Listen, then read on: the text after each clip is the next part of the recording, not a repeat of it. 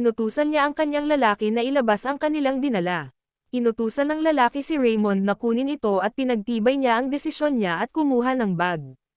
Iniisip ni Raymond kung pera ba ito, at sigurado si Hansen na may humigit kumulang 1,000 pinas sa loob ng bag na ito. Ang protagonist ay nagtanong kung bakit niya binibigyan siya ng perang ito, at ipinaliwanag ni Tom na siya ang kanyang tanda ng pasasalamat para sa kanya na nagsumikap para sa Bay Region at may kahilingan. Nagtataka ang protagonist kung para saan siya naroon at kung ano ang kanyang kahilingan mula ngayon. Hiniling ni Tom na iwasan niya ang pagtrato sa mga lumalaban sa Darkblade Guild. Nabigla ang protagonist, dahil gusto niyang huwag niyang gamutin ang pasyente. Bumantong hininga si Tom at ipinaliwanag na hindi niya alam kung saang lugar siya inilagay, dahil kung pagalingin niya ang lahat, binugbog nila. Paano niya naisip ang magiging hitsura nila? Paliwanag ni Raymond, pare-pareho lang ang mga pasyente sa healer, kaya hindi niya magagawa iyon. Ipinasok ni Tom ang kanyang kamay sa loob ng kanyang Amerikana at nag-rumble na sa Bay Region. Hindi ligtas ang kanyang buhay dahil lamang siya sa anak sa labas ng hari, at inihagis niya ang punyal sa kanya. Nagulat si Raymond sa biglaang pag-atake na ito, at si Tom ay nagpakita sa kanya at nilinaw na kung gusto niyang mabuhay ng mahabang buhay bilang isang manggagamot, mas mabuti para sa Shadow Prince na isaisip ang kanyang salita. Binawi niya ang punyal sa dingding at inilagay sa loob ng kanyang coat. Pagkatapos ay ipinatong niya ang kanyang kamay sa balikat ni Raymond at umaasang ngumiti sila sa susunod na muli nilang pagkikita.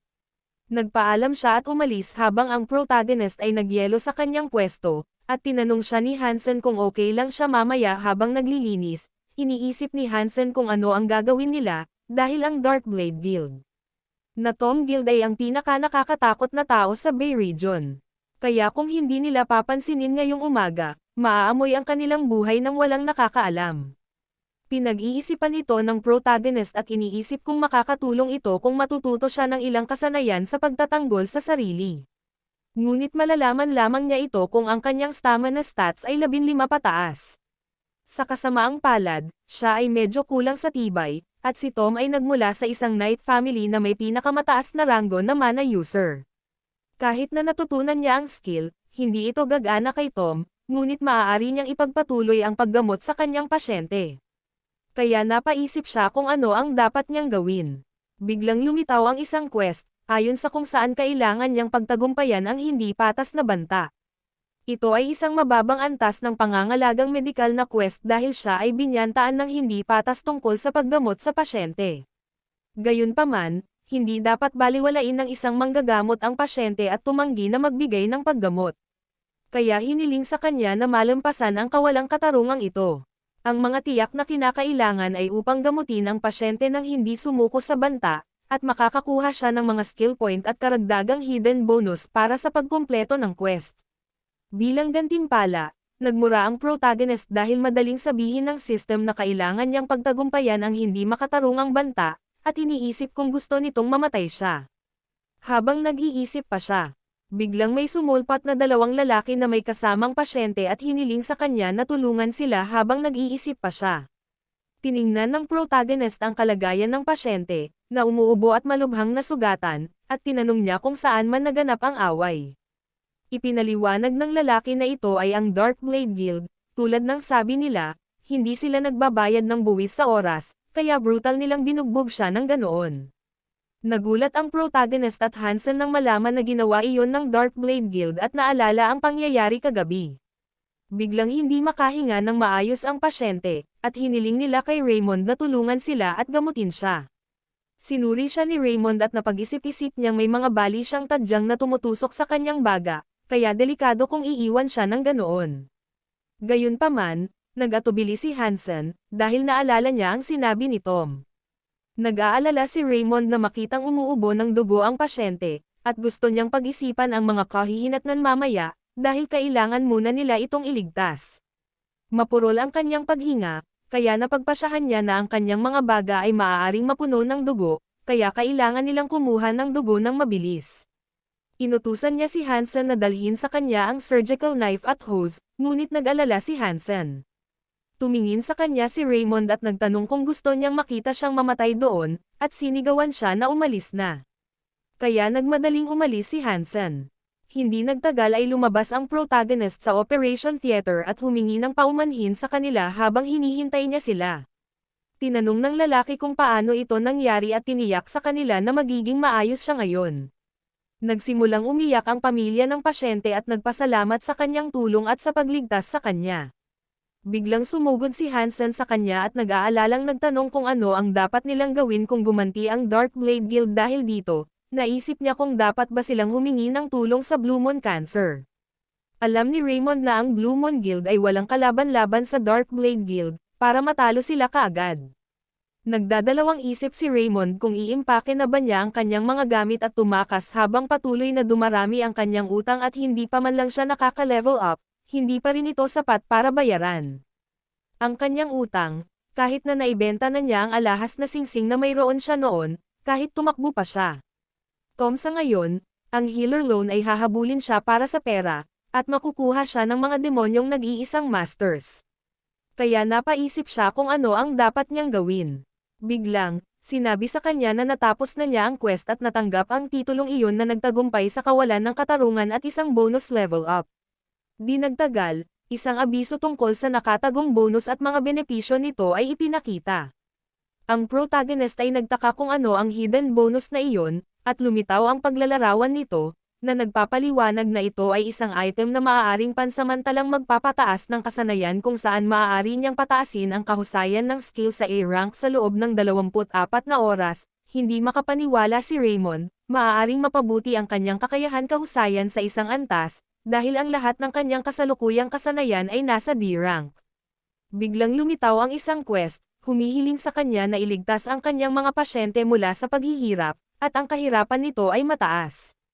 Ang paglalarawan ng quest ay lumitaw, na nagtuturo sa kanya na ang isang kriminal na grupo ay nanliligalig sa pasyente, dahil ang tunay na mahusay na mga doktor ay hindi kailanman titingin sa kanilang mga pasyente na nagdurusa.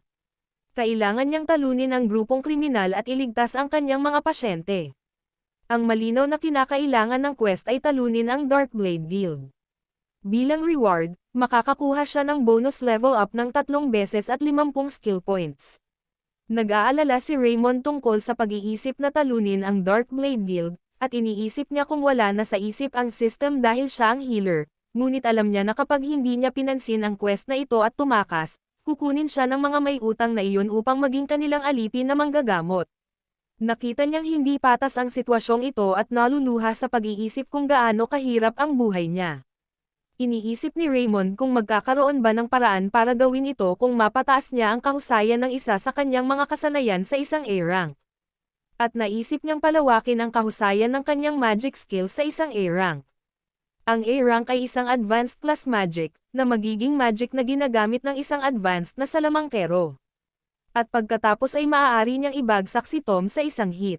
Ngunit ang problema ay na kahit nataasan niya ang kanyang magic rank, kakailanganin niya ng mas maraming mana para magamit, dahil halos hindi niya magagamit ang kanyang D-rank magic sa kanyang kasalukuyang kapasidad ng mana, nagsimula siyang mag-isip tungkol sa kanyang iba pang skill, at kung mayroon, isang kasanayan na maaaring makatulong.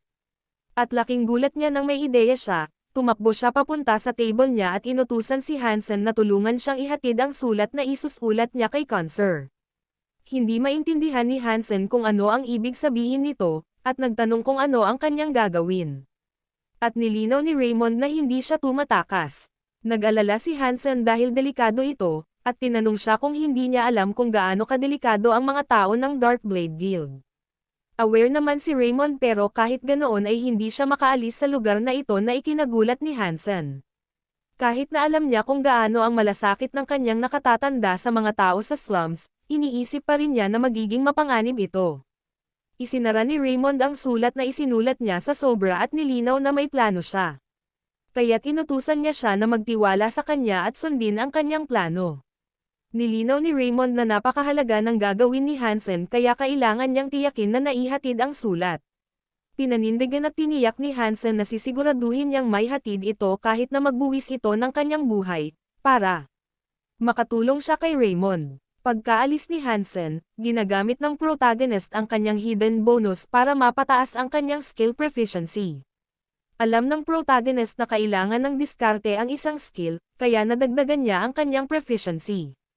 Mahirap magnakaw ang skill na iyon, kaya ang kahusayan sa Heart of Steel ay tumaas sa A-rank, para mapanatili niya ang isang bakal at hindi natitinag na puso ng Palladian. Nararamdaman ng protagonist ang pagkakaiba, dahil ito ay nasa isang ganap na naiibang antas kumpara noong D-rank ito, at hindi siya natatakot sa anumang bagay, kaya nagpa siyang magtungo doon mamaya, sa Entertainment District, Lantern Darkblade Guild. Laking gulat ni Tom nang makitang nandoon si Raymond, at hindi siya makapaniwala na ang isang hamak na tao ay makakabisita sa lugar na ito. Sa personal, galit na galit siya. Tinitigan siya at nilinaw na tatawagan na sana siya dahil may business ito sa kanya. Alam ni Raymond na gugustuhin niyang bugbugin siya dahil ginamo niya ang isang taong nasugatan ng Darkblade Guild. Gayunpaman, ang kanyang Heart of Steel ay A-rank sa ngayon, at hindi siya natatakot. Ipinaliwanag ni Raymond na naroon siya dahil may sasabihin siya, at inutusan siya ni Tom na magsalita kung ano ang gusto niyang sabihin. Ang protagonist ay yumuko sa kanyang harapan, humihingi ng tawad at nais na patawarin siya ng isang beses. Si Tom at ang kanyang mga tauhan ay nalito, at tinanong niya siya kung bakit siya gumawa ng isang bagay na pagsisisihan niya sa bandang huli. Tiniyak sa kanya ng protagonista na siya ay time na magsisisi at hindi na uulitin ang parehong pagkakamali pagkatapos dumaan ang pangyayaring ito ay nagpaisip sa kanya ng matagal, at napagtanto niyang pagod na rin siya sa mga kalokohang bagay sa Bay Region. Naluluhang mga mata, tinitigan niya si Tom at nilinaw na gusto niyang ialay ang katapatan sa kanya mula sa sandaling iyon. Kaya kung sumiklab ang digmaan sa pagitan ng Darkblade at iba pang guild, tiyak na kakailanganin niya ng healer. Si Raymond ang healer na nagtataglay ng mga pambihirang pamamaraan ng pagpapagaling na kinikilala ng hari. Kaya gusto niyang maging eksklusibong healer ni Tom. Natawa si Tom dahil medyo iba ito sa narinig niya tungkol kay Raymond. Akala niya siya ang manggagamot na gustong maglingkod sa mga taga-slum. Alam ng protagonist na mahalaga ang sinasabi niya ngayon, kaya sinugod niya ito at ibinulong na ang layunin niya ay kumita ng pera, dahil walang kukuha sa kanya sa labas. Kaya wala siyang choice kundi pumunta sa Bay Region. Ngunit ngayong nakilala na niya ang isang taong kasing husay ni Tom, hindi na siya maaaring makisalamuha sa mga mahihirap at kumita ng pera. Si Raymond ay nagtiis ng pagmamaltrato sa loob ng 23 taon, kaya ang pagyuko sa iba ay ang kanyang espesyalidad, at dahil mayroon siyang Heart of Steel, A-rank, kaya niyang yumuko sa sinuman ng walang problema. Kaya nagramble siya na gusto niyang ialay ang kanyang katapatan at buhay sa kanya, at hiniling kay Tom na tanggapin ito. Gusto ni Tom ang kanyang ginagawa dahil ang mga tao ay matako upang ang pag-uugali na ito ay inaasahan. Ang protagonist ay nagpatibay at sumang-ayon, alam na nakuha niya ito, dahil iyon ay mga matalinong salita, dahil tinanggap siya ni Tom. Gusto siyang suriin ni Raymond ng libre. Natigilan si Tom nang malaman niyang gusto niyang suriin siya, at nagtaka kung bakit. Ipinaliwanag ni Raymond na kabilang sa mga sikretong sinaunang pamamaraan na kanyang ginagamit, mayroong isa na isang medikal na pagsusuri. Ito ay upang hanapin ang mga sakit na maaaring mangyari ng maaga. At gusto niyang malaman ni Tom na ito ang pinakamataas na antas ng lihim na pamamaraan na tanging mga taong may marangal na katayuan ang maaaring makaranas. Humanga si Tom nang matuklasan na. Ang pamamaraang ito ay mararanasan lamang ng mga taong may marangal na katayuan. Ayaw niyang mawala ang pagkakataong ito at pumayag siyang dumaan sa procedure. Bumulong ang protagonist sa kanyang tainga at tinanong kung ayos lang sa kanya. Pagkatapos ay maaari niyang hilingin sa natitirang mga tao sa silid na umalis pansamantala, dahil ang medikal na pagsusuri ay isang lihim, sinaunang pamamaraan. Nag-aalala siya na hindi niya maibebenta ang diskarteng ito bilang isang serbisyo kung may nakakita kung ano ang hitsura nito at ninakaw ito. Sumang-ayon si Tom at inutusan ang lahat ng kanyang mga tauhan sa silid na umalis sa silid at pumasok nang sabihin niya sa kanila na gawin ito, at lahat sila ay umamin at masunurin, umalis sa silid, na humanga kay Raymond. Maya-maya pa ay nakahiga na si Tom sa sofa, at ipinaliwanag ni Raymond na titingnan muna niya ang tiyan, kaya sinimulan niyang palpation ang tiyan. Wala siyang makitang abnormalidad sa tiyan, kaya tiningnan niya ang puso niya at sinuot ang stethoscope. Nagtaka si Tom kung ano ang device na iyon, at ipinaliwanag ni Raymond na ito ay isang sinaunang artifact na kilala bilang stethoscope, na nagsasabi sa kanya kung abnormal ang puso ng tao.